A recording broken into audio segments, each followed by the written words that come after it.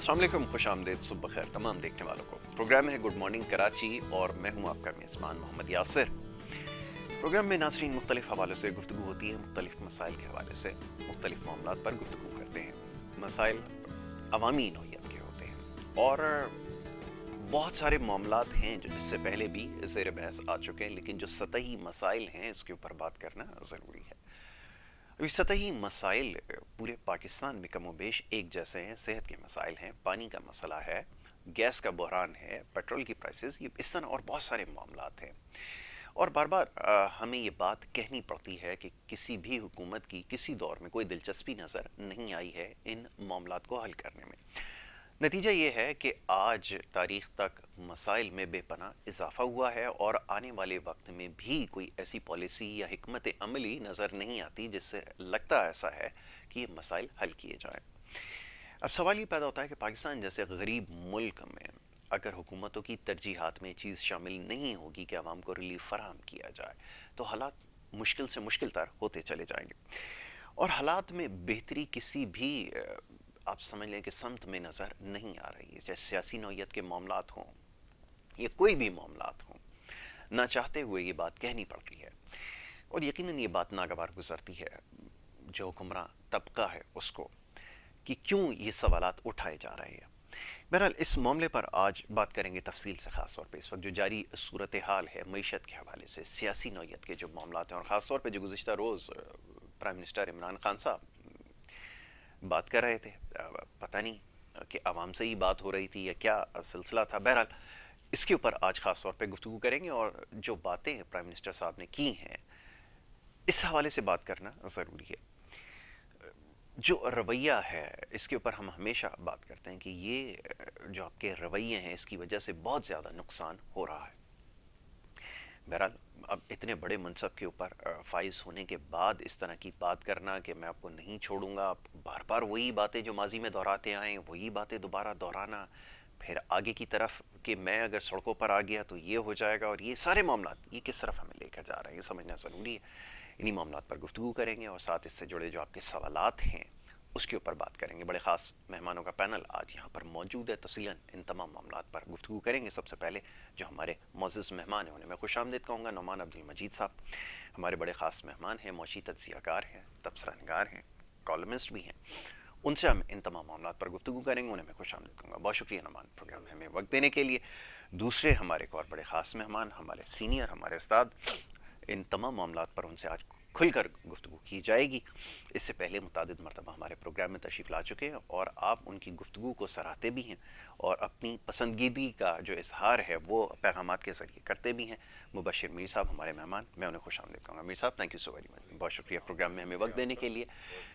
नुमान साहब, गुफ्तगू का आगाज़ आपके साथ। मौशी सूरत हाल के हवाले से बड़े बड़े दावे किए जाते हैं, लोगों को समझाना अब मेरे ख्याल में कदरे आसान हो चुका है, मैं ये समझता हूँ, मेरी ज़ाती राय है, क्योंकि जब इस मामलात पर, इन मौज़ूआत पर गुफ्तगू होती है तो यकीनन लोगों की बात समझ में आना शुरू हो गई है। ये तो थी एक बात। अब ये कि हुकूमत हर दौर में जब भी अपनी कारकर्दगी के हवाले से जो आदाद व शुमार दिखाती है या पेश करती है उसमें तो सब अच्छा नज़र आता है, लेकिन जो कुछ हो रहा है एक आम आदमी का मेयार ज़िंदगी जिस तरह मुतासर हुआ है वो भी सबके सामने।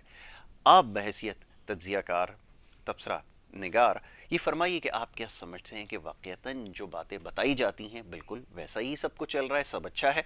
फरमाइएगा। बिस्मिल्लाहिर्रहमानिर्रहीम। देखें, ये तो एक मैं अलमिया ही कहूँगा कि हमारे यहाँ जब भी इकॉनमी पर बात की जाती है ना, जी, तो हमेशा हर बंदा अपने सेलेक्टिव इंडिकेटर्स लेता है, ठीक ऐसे है ना ही। जी।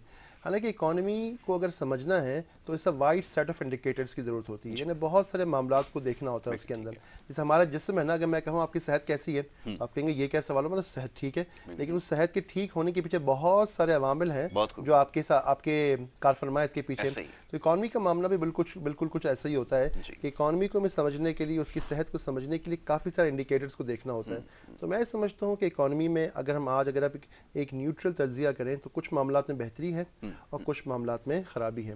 बेहतरी किन मामलात में है कि हमारी एक्सपोर्ट्स बेहतर हैं, हमारी उसकी बहुत सारी वजूहत है। हमारी IT एक्सपोर्ट्स बेहतर हैं, ये इसके अंदर बेहतरी आ रही है, तो ये 2 चीज़ें अच्छी आ रही हैं। हमारी इंडस्ट्रियल मैन्युफैक्चरिंग में भी कुछ बेहतरी आई है। ऑन दी अदर हैंड हम देख रहे हैं जो करंट अकाउंट डेफिसिट जो हमारा सबसे बड़ा प्रॉब्लम साल से रहा है, उसके अंदर दोबारा खासी ख़राबी है। तकरीबन हमारा जो ट्रेड डेफिसिट है वो $20 अरब से ऊपर चला गया है पहले 6 महीने का। ये जो कल परसों की जो फिगर्स आए हैं स्टेट बैंक के, अच्छा हमारा करंट अकाउंट डेफिसिट है $9 अरब से ऊपर चला गया है। अब देखिए सिर्फ जब ये करंट अकाउंट डेफिसिट आपका ऊपर जाता है ना, इसका मतलब ये है कि अगर आपने कल को लोन को रीपे करना है, अगर आपने लोन रीपे करना है तो उसके लिए आपको मजीद बोरो करना पड़ेगा ना। जो लोग इकोनॉमिक्स को समझते हैं वो जानते हैं कि करंट अकाउंट से जो पैसा बचता है वो आप जो है लोन को रीपे करने के लिए इस्तेमाल करते हैं।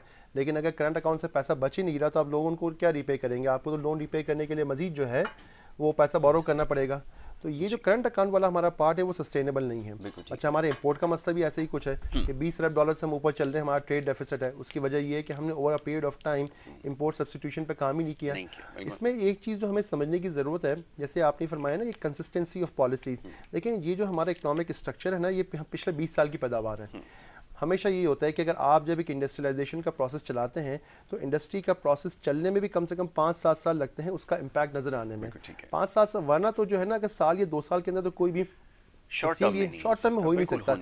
देखिए आप एक इंडस्ट्री लगाने जाते हैं ना, अगर आप अपना कारखाना लगाने जाएं उसके लिए आपको 5 साल चाहिए उसको चलाने में, तो इंडस्ट्रियलाइजेशन तो और बड़ा प्रोसेस होता है जिसके लिए कम से कम 10 से 15 साल तक आपको एक कंसिस्टेंट पॉलिसी फ्रेमवर्क की जरूरत होती है कि माशी पॉलिसीज में हिकमत अमली में तब्दील लाना है। Long term policy, long term at least medium term हो, मीडियम से लॉन्ग टर्म हो, तब जाके आपको इसके असरात नजर आते हैं। तो अब मैं ये देखता हूँ कि हमारे यहाँ जो पिछले 20 साल की, हमारी 25 सालों की हिकमत अमली का शाखसाना आज ये नजर आ रहा है कि हमारा जो करंट अकाउंट डेफिसिट है वो अनसस्टेनेबल हो गया है। मैं अखबारात में भी ये लिखता हूँ कि भाई हम इस तरीके से नहीं चल सकते, ये अनसस्टेनेबल मॉडल है। साल का 15-20 अरब डॉलर बोरो करने की पाकिस्तान की कैपेसिटी नहीं है। आप अपने डोमेस्टिक खर्चा चलाने के, खान साहब भी कहते हैं ना कि हमारा जो स्टार्टिंग होता है फेडरल गवर्नमेंट का वो हम बोरो करके शुरू करते हैं। तो भाई आपके जो है आपका जो करंट फिस्कल ईयर है वो भी आप बोरो करके शुरू कर रहे हैं। आपके जो इंटरनेशनल पेमेंट्स उसको भी रीपे करने के लिए, तो कब तक इस कंट्री को ऐसे चलाएंगे? इसलिए मैं समझता हूँ कि हमारी जो इकोनॉमिक प्लानिंग है ना उसके अंदर पैराडाइम शिफ्ट, बुनियादी तब्दीली की ज़रूरत है। हमें सोचना होगा कि हम कब तक ये इंपोर्ट बेस्ड इकॉनमी, और देखिए हमारी ऐसे मिनी बजट भी आया, उसके प्रॉस एंड कॉन्स जो भी हैं, लेकिन बुनियादी चीज़ क्या है कि आपने वो इंपोर्ट माइंडसेट को चेंज करना है ना। हमारे यहाँ सिलसिला क्या रहा है, हमारे बिजनेसमैन का देखिए over a period of time unfortunately हमारा बिजनेसमैन भी सुस्त हो गया है। आपने हवाले के जरिए पैसे भेजे, खेपियों के जरिए माल मंगाया अंडर इन्वॉइसिंग करके, और चल भाई आप इसको बेचें, अपना अपने कंटेनर बेचो, आप जाके सो गए। ठीक है ना। अब इंडस्ट्री जो बंदा चला रहा है उससे पूछे ना, वहाँ सड़कें बनी हुई नहीं है, वहाँ गैस का इशू है, वहाँ लेबर के इशूज़ हैं, वो अपना खून पसीना एक करके चला रहा है, और उसके मुकाबले में आपने जो है मनी लॉन्ड्रिंग करके सारा माल मंगवाया और आपने उसकी इंडस्ट्री का बेड़ा गर्क कर दिया। तो ये कब तक चलेगा? आज भी आप चले जाएँ, ठीक है पहले से कुछ FATF की सख्तियों के बाद खासी बेहतरी आई है मनी लॉन्ड्रिंग के अंदर, लेकिन उसके बावजूद आप चले जाएँ आज भी किसी मार्केट में, आपकी जो मार्केट्स हैं वो इम्पोर्टेड अशिया से भरी हुई हैं। ठीक है ना। तो देखिए ये वो चीज़ें हैं कि हमें सोचना होगा कि 5-10 साल तक जब तक हम अपनी बेल्ट टाइटनिंग नहीं करेंगे, और देखिए ये भी नहीं हो सकता जैसे कि पाकिस्तान के बारे में कहा जाए एलिटिस्ट इकॉनमी है कि अमीर तबका याशी करता रहे और गरीब आदमी सफ़र करता रहे। ठीक है ना। आप देखिए हमारी फॉरेन रेमिटेंस आती है, एक गरीब मजदूर जो है वो $100 करके, $50 करके अपने घर भेजता है कि किसी तरह मेरे गरीब का खर्चा चलता रहे। ठीक है ना। और एक अमीर आदमी $1-2 लाख की जो है वो गाड़ी मंगा लेता है, एक गाड़ी आ जाती है और ख़त्म, और आप पैसे। तो देखिए इस तरीके से ये मुल्क को कौम नहीं चल सकता। हमने ये सोचना होगा कि हमने इसी तरह कौम का बेड़ा गर्क करना है, ठीक है ना, मईशत का, या हमने अपनी बुनियादी सोच में तब्दीली लानी है, और ये हमारी जो इकोनॉमिक प्लानर्स हैं ये उस दोनों डिसाइड करना होगा। ये कैसे मुमकिन होगा? अब सवाल ये पैदा होता है कि ये देखें इश्यूज ओवर द ईयर्स आपके पास चले आ रहे हैं और उसमें मजीद इजाफा हुआ, ना कोई डेट मैनेजमेंट हुई, ना कोई प्लानिंग हुई, डेट सर्विसिंग के ऊपर जो काम हुआ वो भी लोगों के सामने है, और फिर अब एक के बाद एक चैलेंज है। आपका सर्कुलर डेट एक बहुत बड़ा इशू बन चुका है, ये बहुत सारे मसाइल हैं। आपने बिल्कुल ठीक कहा कि एक पैराडाइम शिफ्ट इसके अंदर आएगा, लेकिन वो कैसे आएगा ये एक बहुत बड़ा अहम सवाल है। मीर साहब की तरफ चलते हैं। मीर साहब फरमाइएगा कि होना तो ये चाहिए कि मैं हमेशा एक बात कहता हूँ, पता नहीं सही है या नहीं, आप इसको जो है इसकी तस्वीर भी कर दें ज़रा, कि संजीदगी का मुजाहरा करने के लिए तैयार नहीं। मतलब मैं गुज़िश्ता रोज़ देख रहा था TV के ऊपर बैठ के, वज़ीर आज़म एक बहुत बड़ा मनसब है आईनी, मैं छोड़ूंगा नहीं, अगर मैं सड़कों पर आ गया तो ये हाल हो जाएगा, भागने के लिए जगह नहीं मिलेगी। वो सुल्तान राय की फिल्म याद आती, नहीं छड़ांगा, तो ये अगर सूरत हाल रहेगी तो फिर तो हालात बहुत मुश्किल है। अभी नुमान ने निशानदेही की है कि ये जो सारे मामलात हैं इस पर संजीदगी का मुजाहरा करना है, और अगर लीडरशिप नहीं होगी तो ये मामला हल नहीं होंगे। मामला कैसे हल हो, ये ज़रा फरमाएं। बहुत शुक्रिया यासर। बिल्कुल इन्होंने दुरुस्त फरमाया इकोनॉमी के हवाले से कि जो चीज़ें हैं वो बुनियादी ज़ाहिर मुश्किल फ़ैसला है कि किस तरह आपने जो इम्पोर्ट ओरिएंटेड सिस्टम है उसको एक्सपोर्ट ओरिएंटेड, और सबसे बड़ी चीज़ तो मैं अक्सर इस हवाले से यही कहता हूँ कि जो हमारा एडमिनिस्ट्रेटिव स्ट्रक्चर है ना वो हमारी ज़रूरत से ज़्यादा है, नंबर एक, और अननेसेसरी किस्म के जो है वो उनकी मराहत है जी। उसमें अरकान असम्बली भी हैं, उसमें सिविल एंड मिलिट्री ब्यूरोक्रेसी है, उसमें आला अदलिया के जजेस हैं। ये सारा जो स्ट्रक्चर है आप देख लें, जो उनकी अनलिमिटेड उनकी फैसिलिटीज़ हैं वो पाकिस्तान के लिए मुतामिल नहीं है, नहीं हो सकता पाकिस्तान जैसे गरीब मुल्क के लिए। और इतनी बड़ी जो 1200 लोगों की पार्लियामेंट है, ये पार्लियामेंट जो है ना सबको मिलाएं तो सारी पार्लियामेंट ही है ना। ऐसा ही है, बिल्कुल ऐसा ही भाई सारी तो इतनी कानून साजी भी नहीं हो रही और 1200 लोग पार्लियामेंटेरियन है, बिल्कुल ऐसा ही है। और इतनी इतनी मराहत है उनकी, और वो फिर जो इस बुनियाद पे वो सियासत कर रहे हैं तो वो बुनियाद ही गलत है। उनमें से कौन सा बंदा है जो अहलियत की बुनियाद पे सिलेक्ट होता है, सरमाए की बुनियाद पे हो रहा है, बरादरी की बुनियाद पे हो रहा है, फलां की बुनियाद पे हो रहा है। तो लिहाजा जो बहुत बड़े शिफ्ट की जरूरत है कि ताकि ये जो है ना इतना बड़ा हम ना एक अननेसेसरी जो है ना बोझ लेके चल रहे हैं और वो बढ़ाते जा रहे हैं। अब है ना वो अरकान असम्बली की मराद ये सब यूनानिमसली पास हो जाता है, उस वक्त शर्म तो नहीं आती बिल्कुल ठीक है। तो इसी तरह जो है वो ब्यूरोक्रेसी में अगर हम देखें, जो top bureaucracy civil and military में दोनों की बात करता हूँ, उनकी मराहत और आफ्टर रिटायरमेंट इंतहा दर्जे की हैं। अब देख के वही ऐसे लगता है कि इस मुल्क में हम सऊदी अरब का सोचते हैं ना कि वहाँ पे 1000 प्रिंस ऐसा है जो बहुत ज्यादा पावरफुल है और उसके पास बड़ा सेटअप है, ठीक है। हमारे तो पता नहीं 10,000 प्रिंस है, बिल्कुल ऐसा ही है सारे। तो इस तरह ये चीज जो है ना ये बड़ी जो है ना हमारे इकोनॉमी जो है ना उसको जो इसमें बर्डन है ना वो ये खुद बर्डन है। आप देखें बजट में जितना देखें सारा एडमिनिस्ट्रेशन के पैसे, डेवलपमेंट का कहाँ से आता है? डेवलपमेंट तो है ही कोई नहीं कोई, नंबर वन। दूसरी चीज ये है कि जो प्राइम मिनिस्टर का आपने जिक्र किया और कल की उनकी स्पीच का, मेरा ख्याल है जो बड़ी एक पाकिस्तान में अभी भी वो जो एक चल रही है ना जंग चल रही है, वो चल रही है पावर कॉरिडोर्स के दरमियान, ठीक है। कि अभी जो सबसे बड़ा मसला ये चल रहा है कि 2023 का इलेक्शन होना है या नहीं होना, नंबर वन। होना है तो किसने पावर लेनी है? अच्छा, ये एक मैं बड़ी ओपन सी बात कर रहा हूं कि पाकिस्तान में जितने भी इलेक्शन हुए हैं, इलेक्शन से पहले ही पता होता है कि इस दफा ये प्राइम मिनिस्टर आ रहा है, ठीक है, इस दफा इसकी हुकूमत बन रही है। इसका कि हमारे पता नहीं वो कौन जो है वो इसको जो है वो तय करके जो है वो सबके दिल में डाल देता है और वो दिल से आवाज उठना शुरू हो जाती है, बिल्कुल ऐसे ही। तो वो क्या है कि जी पता होता है, अब बाद में फिर तस्लीम भी कर लिया जाता है जी हमारे साथ फलाने के साथ तय हुआ था जी। जैसे एक पीपल्स पार्टी के जराए से जो है वो चीज आई थी कि जी NRO जब हुआ था तो तय हुआ था कि पहले 5 साल पीपल्स पार्टी के, अगले 5 साल नवाज शरीफ के, बिल्कुल ठीक है। उसके बाद 2018 में इमरान खान साहब आ गए। अब ये इमरान खान साहब कह रहे हैं कि अगले 5 साल मैं ही हूँ, यानी कि वो ये कह रहे हैं कि डिसाइड हो गया है, ठीक है। ये भी मेरा ख्याल है कि एक बहुत ही जो है वो या तो ये कहते हैं कि हमने इतना काम कर दिया है कि अवाम यकीनन हमें सेलेक्ट करेंगे, तो एक समझ आती है बात, ठीक है। वो कहते हैं कि जी मैं ये भी आपको कह रहा हूँ कि मैं ही हूँ, बिल्कुल अच्छा। और फिर जो उन्होंने कहा कि मुझे उनकी लाइन जो उन्होंने मैंने सुना उनकी बाद में 2-3 दफा वीडियो सुनी, तो एक लाइन मुझे बड़ी जो है ना वो मैंने रुक रुक के सुना उसे, और उन्होंने कहा यहाँ ऑफिस में बैठ के जो मैं तमाशा देख रहा हूँ और अभी तो मैं वो तमाशा देख रहा हूँ, इसका मतलब है कि तमाशा उनके आसपास ही हो रहा है, बिल्कुल ऐसा ही, ठीक है। कोई दूर दराज नहीं हो रहा, कहीं पावर कॉरिडोर्स में ही हो रहा है। मैं दफ्तर में बैठा हुआ सब कुछ देख रहा हूँ, इसका मतलब है कि यकीनन देख तो रहे हैं वो, कोई ये तो नहीं कोई कह सकता कि एक बंदे को समझ नहीं आ रही, समझ आ रही है। तो एक उन्होंने ये मेरा ख्याल निशानदेही भी की है कि जो खबरें उससे पहले आई हैं उसकी तरफ मेरा ख्याल उसको एड्रेस किया है कि जी 4 लोगों की मीटिंग, मुस्लिम लीग नून के 4 लोगों की मीटिंग, जिन्होंने जाकर है कि जी हम प्राइम मिनिस्टर के उम्मीदवार, ठीक है। तो इसका मतलब है पाकिस्तान के अगर 2023 से 28 का जो पावर का स्ट्रक्चर है अगर वो तय होना शुरू हो गया है और कोई उसको तय करना शुरू कर दिया है किसी ने, तो इंतहाई गलत हरकत है। बड़ी इंपॉर्टेंट और ये हरकत ये है कि ये पाकिस्तान को मसलन समझ ले कि इसी चीज ने बर्बाद किया। इसका मतलब क्या है, जैसे इसको एक चीज कि मसलन हमने कुछ सीखा नहीं, बिल्कुल ऐसा ही। इसका मतलब ये है कि हम एक कदम आगे नहीं गए, हम एक बल्कि कई कदम पीछे चले गए। बिल्कुल आपने ठीक कहा। मीर साहब एक छोटी सी ब्रेक के लिए कहा जा रहा है, ये बड़ा इंपॉर्टेंट नुक्ता है और आज का जो मौजूद गुफ्तगू है आज ये होना भी यही चाहिए कि इस बात जैसा भी आपने जिसकी निशानदेही की है कि पहले से हम लोगों को अंदाजा हो जाता है या महसूस होना शुरू हो जाता है कि ये कुछ होने जा रहा है। ऐसा क्यों है, इसके ऊपर बात करते हैं। एक छोटी सी ब्रेक की तरफ जाना होगा, ब्रेक से वापस आते हैं, गुफ्तगू जारी रखेंगे। आप देखते रहिए गुड मॉर्निंग कराची।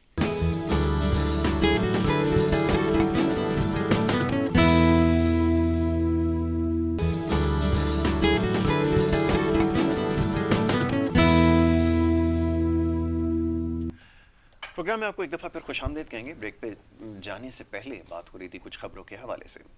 तो इस वक्त जो सूरत हाल है, ख़ासतौर पे जो सियासी मामलात हैं और मईशत के जो मामलात हैं, इसके हवाले से हम गुफ्तगू कर रहे थे। मोअज़्ज़ज़ मेहमान तशरीफ़ फरमाए। नमान साहब, ब्रेक पे जाने से पहले तस्करा हुआ कुछ सियासी मामलात का। अब सवाल ये पैदा होता है, जब पॉलिटिकल इंस्टेबिलिटी होगी तो सस्टेनेबल इकनॉमिक ग्रोथ अचीव नहीं कर सकेंगे। अच्छा, फिर ओवर द ईयर्स मसला ये है कि जो पॉलिसीज़ एक गवर्नमेंट लेकर आती है 5 साल के लिए, और वो जो पास्ट में भी हमने देखा कि जो अफेयर्स चलाएगा, इकोनॉमिक अफेयर्स, वो डे टू डे बेसिस के ऊपर चलाएगा। अब ये डे टू डे बेसिस के ऊपर जब इकोनॉमिक अफेयर्स चलाए जाएंगे तो सवाल ये है कि फिर कंसिस्टेंट इकोनॉमिक ग्रोथ कैसे हासिल होगी। नंबर्स तो आप कुछ भी दिखा दें, अब आप एंटिसिपेट कर रहे हैं 5.7% जीडीपी की ग्रोथ होगी, लेकिन असल नंबर क्या है? मेरे ख्याल में अब तो एक आम आदमी को पता चल चुका है कि सब कुछ क्या हो रहा है। तो ये ज़रा फरमाइएगा कि मुमकिन कैसे होगा जब पॉलिटिकल इंस्टेबिलिटी होगी from the very first day कि मैं इसको नहीं छोड़ूंगा, उसको पकड़ लूंगा, ये होगा वो होगा, और नतीजा कुछ उसका निकला नहीं। कैसे अचीव करेंगे टारगेट्स, ये बताएं। देखिए, मैं तो ये समझता हूँ कि इसका एक ही तरीका है कि विच इज़ प्रैक्टिकली इम्पॉसिबल कि पॉलिटिक्स और इकोनॉमी को डिटैच कर दिया, अलग अलग कर दिया जाए। वो जो चार्टर ऑफ इकोनॉमी की बात होती है, जो इस किस्म की जो बातें होती हैं, देखिए अभी एक जो हमारी नेशनल सिक्योरिटी पॉलिसी आई थी उसके अंदर कहा गया कि उसका जो कोर है वो इकोनॉमिक सिक्योरिटी है। देखिए बात यह है कि ये मुल्क है तो सब कुछ है, ये मुल्क में खुदा न खासा प्रॉब्लम होगी तो हम सब के लिए मसला होगा, ठीक है ना। हमारी बका, हमारी इज्जत, सब कुछ हमारे मुल्क के साथ है, ठीक है ना। और मुल्क की जो बुनियाद होती है, कौम की बुनियाद होती है, वो मईशत होती है, ठीक है ना। मईशत ठीक चलेगी तो बाकी मामला भी ठीक चलेंगे। लेकिन मईशत के मामला मसाइल होते हैं तो आपको IMF के पास भी जाना पड़ता है, उनसे भी डिक्टेशन लेना पड़ता है, आपको FATF से भी डिक्टेशन लेना पड़ता है, आपको अफगानिस्तान में डिक्टेशन लेना पड़ता है। बहुत सारे मामला पे आपको जो ना प्रॉब्लम्स क्रिएट आपके लिए होती हैं, तो मईशत को ठीक करना तो ज़रूरी है। अब ये बात तय है कि भाई ये हमने पॉलिटिकल पार्टीज़ ने कहना होगा, देखें भाई ये एक certain set of economic policy framework है जिस पे हम जो है ना अग्री करते हैं और जिसको तब्दील नहीं किया जाएगा, या गवर्नमेंट ऐसी इकोनॉमिक पॉलिसीज़ ले आए जिसको by act of parliament consistent कर दिया जाए कि देखें ये एक ऐसा इकोनॉमिक सेट है। देखिए पार्लियामेंट ने एक बार अप्रूव कर दिया तो ऑटोमेटिकली, और जैसे भी अप्रूव होता है पार्लियामेंट में, लेकिन अपोजिशन की आपको स्टैम्प तो मिल जाती है ना। आप कहते हैं भाई देखिए ये टैक्सेशन का, इंटरेस्ट रेट का ये एक फ्रेमवर्क है जो 10 साल के लिए कंसिस्टेंट है, लेकिन और इसमें किसी कोई भी गवर्नमेंट आ जाए कोई तब्दीली नहीं होगी। अगर ये आप करेंगे ना तो बिजनेसमैन को भी सुकून होगा। अभी देखो हुआ क्या, आपके इंटरेस्ट रेट 5% थे, हमारे 13% चले गए, फिर दोबारा 7% पे आ गए, अब दोबारा 10% पे आ गए, ठीक है ना। अब बुनियादी चीज़ क्या है, आपको है इंडस्ट्रियल मैन्युफैक्चरिंग। इंडस्ट्रियल मैन्युफैक्चरिंग जब तक नहीं होगी आपके पास, अब आप टर्फ के थ्रू कितनी इंडस्ट्री लगा लेंगे, ठीक है। टर्फ के अच्छा प्रोग्राम था, बहुत सारा काम भी हुआ, एक्साइल में ग्रोथ है, उसका इम्पैक्ट भी हम आने वाले सालों में देखेंगे। अलबत्ता हम कितना काम जो है, मतलब आपको जनरल इंडस्ट्री भी तो बढ़ानी है ना, वो इंडस्ट्रीज जो आके आपकी लोकल मार्केट को कैप्चर करती हैं वो 10% पे ग्रो नहीं कर सकती, इक्विटी बेस से भी नहीं हो सकती। अभी मसला कि हम कहते हैं कि हमारी एक बहुत बड़ा पॉपुलेशन का सेगमेंट ऐसा है जो अनबैंक्ड है, जो कि बैंकिंग सिस्टम का हिस्सा ही नहीं है। अब वो बैंकिंग सिस्टम का हिस्सा कैसे बनेगा 10% अगर आपके इंटरेस्ट रेट होंगे तो।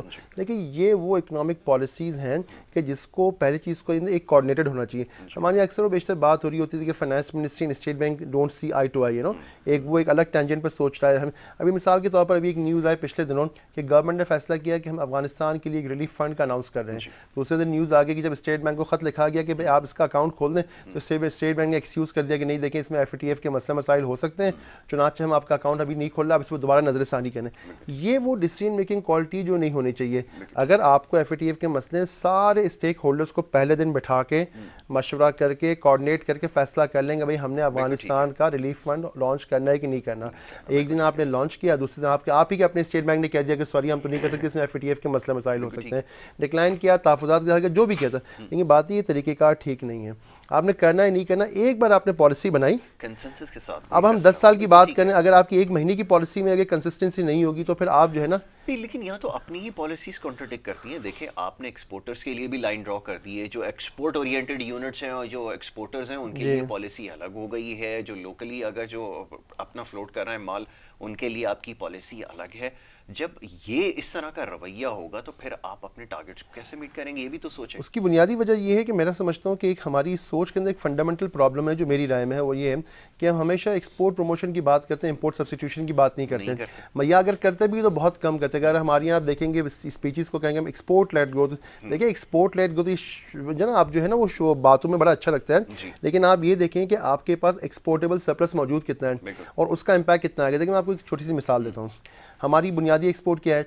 टेक्सटाइल है। टेक्सटाइल की तकरीबन आपकी जो एनुअल रिक्वायरमेंट है आपकी जो कॉटन की है वो 16 मिलियन बेल्स है, आप प्रोड्यूस कितना कर रहे हैं? 8 मिलियन बेल्स, ठीक है ना, यानी 50% आपकी रिक्वायरमेंट मीट हो रही है। तो सबसे तो अब जैसे ही अगर आपकी कॉटन नीचे जाएगी तो ऑटोमेटिकली आपका वैल्यू एड का कंपोनेंट कम हो जाएगा। नंबर एक बात हो गई। अब दूसरी चीज़, अब एग्री को देख लें। अब लास्ट ये 2021 में आपने $8 अरब की एग्री इंपोर्ट्स की थी, पहले 6 महीनों में इस साल के आई थिंक $5-6 अरब आप एग्री इंपोर्ट कर चुके हैं। हम जो सुनते हैं फूड सिक्योरिटी, अब एक तरफ आप जो है थोड़ा बहुत जो भी फूड एक्सपोर्ट कर रहे हैं, नंबर 1, दूसरी तरफ फूड इंपोर्ट भी कर रहे हैं, तीसरी तरफ आप ही की अपनी जो आवाम है वो ग़िज़ाई क़िल्लत का भी बेतहाशा शिकार है, महंगाई का भी शिकार है। इसका मतलब ये है कि अगर थोड़ी बहुत इकोनॉमिक ग्रोथ भी होती है तो ऑटोमेटिकली जो फूड आप प्रोड्यूस कर रहे हैं वो आपका लोकल कंजम्पशन में चला जाएगा, ठीक है ना। तो आपके पास एक्सपोर्ट करने के लिए बचेगा क्या? ऑन टॉप ऑफ इट आपका अफगानिस्तान है, तो अफगानिस्तान की जो रिक्वायरमेंट है, देखें हम अफगानिस्तान को एड दे दें, अफगानिस्तान को माल बेच दें या वो यहाँ से स्मगल हो जाए, ये बात तो तय है कि अफगानिस्तान की ग़िज़ाई ज़रूरत इधर से ही पूरा होनी है। हम माने ना माने, सच्चाई ये है कि अफगानिस्तान की ग़िज़ाई ज़रूरियात यहीं से पूरा होनी है।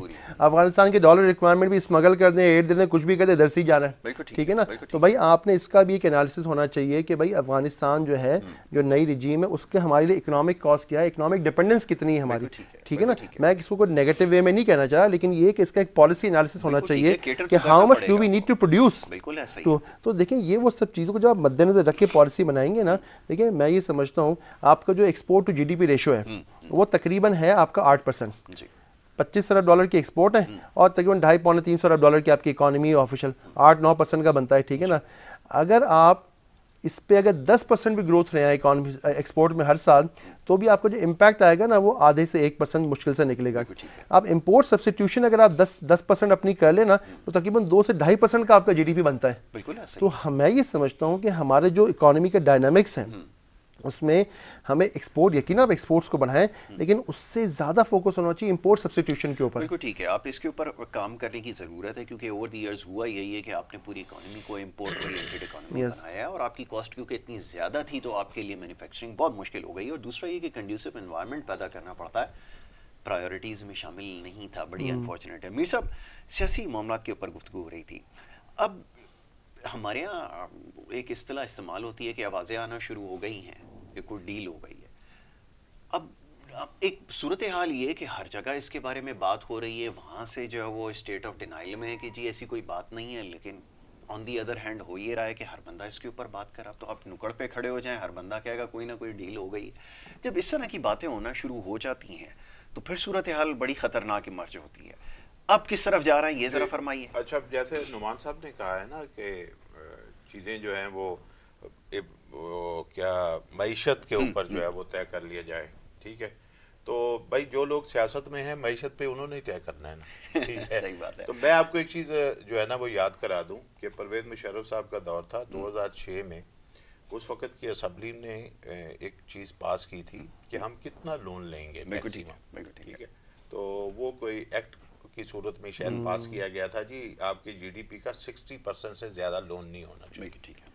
लेकिन जब बाद में देखा गया कि स्टेट बैंक की ही वेबसाइट पे 72% 74% की फिगर आती थी, तो उस वक्त इसहाक डार साहब कहते थे कोई फर्क नहीं पड़ता, वो तो जापान का भी ज्यादा हो गया। तो वो जापान के साथ अपने आप को मिलाते थे कि जिसका इंडस्ट्रियल बेस ही इतना बड़ा है, तो वो इन चीज़ों से जो है वो आगे चला गया। तो लिहाजा ये जो मेरा ख्याल है जो हमें इकोनॉमिक स्टेबिलिटी की बात है, वो मैं नहीं समझता कि इकोनॉमिक स्टेबिलिटी और पॉलिटिकल स्टेबिलिटी जो है वो एक दूसरे से अलग हो सकती है। बिल्कुल ठीक है, वो दोनों एक दूसरे से जुड़ी हुई हैं। आप देखें कि बहुत से लोग जो हैं वो जिस वक्त यहाँ पे आते हैं, जो आपके खासकर 5-6 मिनिस्टर ऐसे हैं, वो आके ऐसी गुफ्तगू बाज़ दफ़ा करते हैं कि जिससे कभी कभी स्टॉक मार्केट गिरती है और कभी कभी उठती है। बिल्कुल वो पर्पसली करते हैं जी, यकीनन मेरा ख्याल है।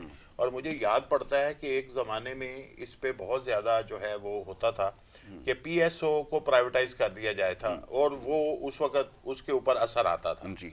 फिर अगले दिन उसके ऊपर कोई काम नहीं होता था। तो इसका मतलब है कि शायद किसी के फरमाइश पे वो जो है वो स्टेटमेंट दी जाती थी, और इस बात को करते करते 15-16 साल गुजर गए, PSO का कुछ नहीं हुआ। तो लिहाजा जो हम जो चाह रहे हैं ना कि जो चीज़ एज ए सिटीजन हम चाह रहे हैं, हम चाह रहे हैं कि यार ये जो हमारे जो खासतौर पे जो फेडरल गवर्नमेंट के जो स्टेबिलिटी की बात है, वो उसी वक्त मुमकिन होगी कि जब आप कोई फैसले जो हैं वो इस नोयत के करें जो अवाम के मफाद में हो। बिल्कुल ठीक है। जिस वक्त आप अपने सिस्टम जो आपकी पार्टी का सिस्टम है या आपका हुकूमत का सिस्टम है, जब आप उसको बचाने की बात कर रहे होते हैं तो आप यकीनन जो है उसके अंदर जो है वो प्रॉब्लम आती है।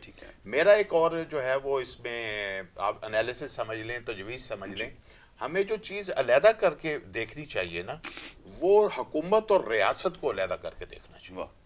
स्टेट का जो है वो एक कांस्टेंट एलिमेंट है। बिल्कुल ठीक है। स्टेट और हुकूमत को जो हमने मिक्स किया हुआ है ना, सही है। प्राइम मिनिस्टर रियासत का सरबराह नहीं है जी, लेकिन वो रियासत की सरबराही की बात करता है। ठीक है। बिल्कुल ठीक है। जो रियासत का सरबराह है वो मुल्क का सदर है जी, वो खामोश है, खामोश बैठा। अब देखें यहाँ पे क्या हुआ था कि जब इमरान खान साहब ने धरना दिया था जी, तो उस वक्त के सदर कौन थे? ममनून हुसैन। तो वो उनका मुंह से जुमला ही कोई नहीं निकलता था। बिल्कुल बिल्कुल ठीक है।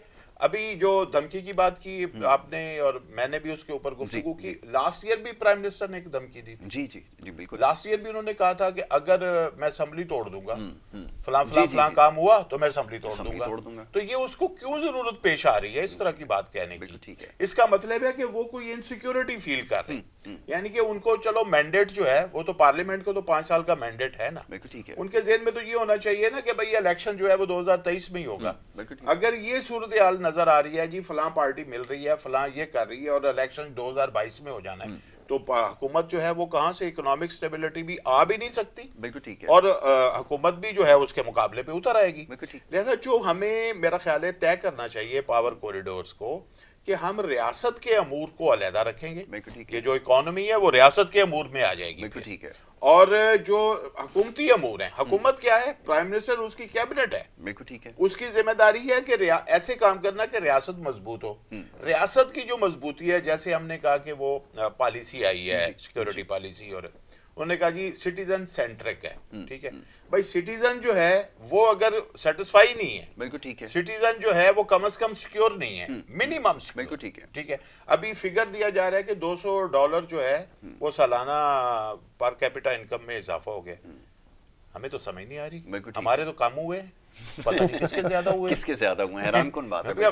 हमारे कम हुए हैं, हमें मुझे पता है हमारे कम हुए हैं, हमारा जो है वो चीजों में कट रहे हैं, बहुत से कट लगे हैं। सर उसका बड़ा आसान सा हिसाब है, मैं जरा उसकी भी जरा वजाहत फरमा दूं कि वो जो ओवरऑल जो जितना भी ऊपर वाला तबका है, अगर उनकी उसमें दौलत में, कुल दौलत में इजाफा हो जाता है ना, तो वो जो फॉर्मूले के तहत तकसीम सबके अंदर की जाती है ना, मेरा ख्याल है फिर भी नहीं, यासर फिर भी मुमकिन नहीं है। बिल्कुल ऐसा ही जैसे कि रेमिटेंसेस की जब ये बात करता है, अमीन नोमान ने कुछ देर पहले कहा कि जो गरीब आदमी एक आम पाकिस्तानी है, $200 $250 से ज्यादा वो क्या भेजेगा। अब सवाल ये पैदा होता है कि अगर $250 एक मजदूर भेज रहा है तो ये $20 बिलियन जो आपके पास रेमिटेंसेस की शक्ल में आ रहा है, ये कैसे मुमकिन है? नहीं, मैं एक और सवाल करता हूँ, ये इकोनॉमी के आदमी बैठे हैं जी, क्या जीडीपी का साइज बढ़ गया? बिल्कुल नहीं हुआ है, नहीं बढ़ा ना, कम हुआ है ना सर। देखिए जीडीपी की लेकिन वो भी कम हुआ है थोड़ा सा। अच्छा, दूसरी एक बात और है कि जो रेमिटेंस का मसला है, मैं एक चीज और कहता हूँ, देखिए स्टेट बैंक आपको ये तो बता रहा है कि इतने डॉलर है, कितने गए वो तो बताए, ये भी बताए कि किसने भाई कितना, कितने गए हैं भाई। ये जो डॉलर की इतनी पैनिक है वो क्यों है? अभी एक फिगर आई है कि 22,000 ब्यूरोक्रेट्स जो हैं उनकी पास नेशनैलिटी है, ठीक है, और कितनी उनकी लिस्ट कई दफा छप रही है, सर्कुलेट हो रही है, ठीक है। अभी तक उस पर कोई शायद किसी ने प्रोग्राम करने की भी कोशिश नहीं की है। उसमें 1100-1200 पुलिस अफसरान हैं, बाकी सारे सेक्रेटरीज ये वो फलां, इनकी औलादे भी बाहर बैठी हुई हैं, ठीक है। ये तो सिविल ब्यूरोक्रेट की बात आई है, ठीक है, बाकियों की नहीं आई। इसमें जजेस शामिल नहीं है, इसमें मिलिट्री के लोग शामिल नहीं है, ठीक है, इसमें पॉलिटिशियंस के घर शामिल नहीं है, इसमें सजादा नशीन शामिल नहीं है, इसमें उलमा शामिल नहीं है, ठीक है, इसमें मीडिया शामिल नहीं है। तो ये सारे लोग भी हैं ना, तो वो 22,000 की बजाय हो सकता है 50,000 हो जाए। तो लिहाजा इनके जो खानदान वहां बैठे हैं, जिनको वहां पैसों की जरूरत होती है, वो उनको भी तो पैसा यहीं से जाता है ना। तो लिहाजा जो डॉलर की पैनिक होती है, इसका मतलब है वो डॉलर जमा करके उनको किसी ना किसी तरीके से तो बेचते हैं, बिल्कुल ऐसे, ठीक है। तो जो पढ़ने के लिए गया, आप कह रहे हैं कि वो $70,000 ले सकता है, तो भाई इस मुल्क में से इतना एक बंदा अगर $70,000 साल का वहां मंगवा सकता है और आम आदमी जाते वक्त $10,000 ले जा सकता है, तो फिर डॉलर को आप कैसे वो कैपिटल तो फ्लाई करेगा। बिल्कुल ऐसे ही। तो लिहाजा हमें जो चीज देखनी है, मैं समझता हूं, बार बार ये कहता हूं कि जो लोग सियासत में बैठ के जो इस मुल्क के फैसले कर रहे हैं, उनका स्टेक नहीं है इस मुल्क में। बिल्कुल ऐसे ही। उनका मसला ये है, उनकी एक टांग उधर अटकी हुई है, उनको उधर जाना ही जाना है। लिहाजा ये फैसले जो हैं इनके बस की बात नहीं है। फैसले अगर पाकिस्तान के हक में होने, अगर 22 करोड़ अवाम के हक में होने, तो फिर फैसला करने की कुव्वत किसी और के हाथ में होनी। बिल्कुल ठीक है। अच्छा जी, अब ये फरमाइएगा कि अब जो ओवरऑल पूरा जो सिस्टम है ना, इसके ऊपर तो हम बड़ी लंबी लंबी हमारी गुफ्तगू हुई है, फिर सवाल घूमकर उधर आ जाता है। आजकल जैसे मैंने कहा कि आवाजें आ रही हैं। अब एक बात ये हो रही है कि जैसे रियासत के उमूर के हवाले से उन्होंने निशानदेही की है कि सबसे जो बड़ा होता है आईनी, वो सदर का होता है। सदारती निज़ाम हुकूमत राइज कर दिया जाएगा तो मसाइल हल हो जाएंगे, इस तरफ भी अब जो है वो निशानदेही की जा रही है। फरमाइए, क्या ये जितने भी मसाइल हैं, आपके ख्याल में अगर कोई निज़ाम के अंदर कोई बज़ाहिर कोई अगर तब्दीली आ जाए, क्योंकि जिनका इंटरेस्ट है उसकी तो निशानदेही मीर साहब ने कर दी है, जिनका इंटरेस्ट यहाँ पर नहीं होगा, बाहर की नेशनलिटी होगी, वो कैसे इन तमाम चीज़ों को महफूज कर सकता है। एक छोटी सी मिसाल आपके सामने, क्रिकेट बोर्ड के अंदर उन्होंने 2 बंदे लगाए, एक बरतानिया का शहरी था, दूसरा उससे ऊपर जो था वो भी बरतानिया का शहरी था। वो यहाँ पर आया क्रिकेट बोर्ड के अंदर, उसने सारे मामलात ऐसी तैसी फेर दी, अगले दिन उसको फायर किया और बस्ता उठाया, वो चला गया। आज उसका नामो निशान नहीं है। और वो जो पीछे सारी तबाकारियाँ हुई हैं, उससे किससे सवाल करें, किससे पूछें कि इसकी जिम्मेदारी किस पायद होती है। अब ये सूरत हाल है। अब फरमाइए आगे का क्या आप देख रहे हैं सिलसिला। देखिए, सदारती निज़ाम हो, पार्लिमानी निज़ाम हो या बादशाही निज़ाम हो, डिपेंड करता है चला कौन रहा है। बंदे ऊपर ठीक बैठे होंगे तो कोई भी निज़ाम ठीक चलेगा, और बंदे अगर फारिग बैठा दे तो तीनों में से कोई भी निज़ाम नहीं चलेगा, ठीक है ना जी। अब बात यह कि क्या सदारती निज़ाम में अदलिया नहीं होगी, ब्यूरोक्रेसी नहीं होगी, उलमा नहीं होंगे, सज्जादा नशीन नहीं होंगे, सियासतदान नहीं होंगे, पार्लियामेंट तो होगी, ये सब चीज़ें तो होंगी। तो बात ये है कि सदारती निज़ाम में ठीक है, अभी भी आपकी जो आधी काबीना है वो तो एडवाइज़र नहीं है। आप यही चाहते हैं ना कि सदारती निज़ाम हो, जैसे मैं प्राइम मिनिस्टर को स्टेबल, प्राइम मिनिस्टर यहाँ पे भी 4-5 साल तो खींची जाती है, 3-4 साल तो खींची जाता है, ठीक है ना।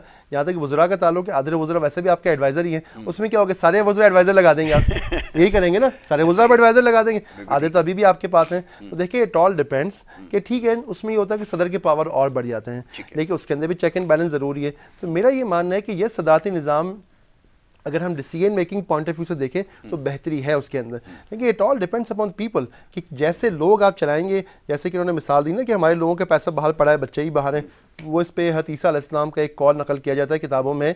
वो कहते हैं कि जहाँ तेरा माल होगा वहीं तेरा दिल होगा। तो बात ये कि जहाँ तेरा माल है, माल बाहर पड़ा हुआ है, तो दिल भी उधर ही, आपके इंटरेस्ट मफादात भी उधर ही हैं।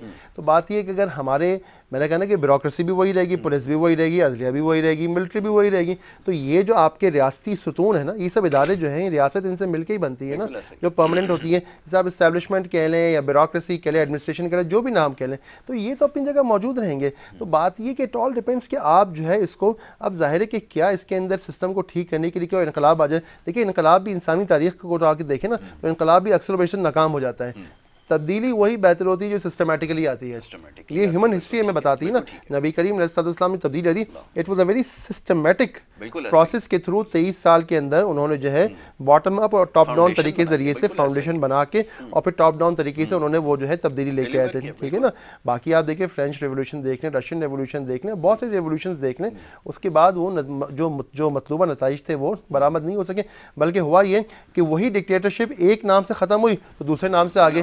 नेपोलियन साहब पहले जो है वो सिपह सालार है, बाद में बादशाह बन गए, ठीक है ना।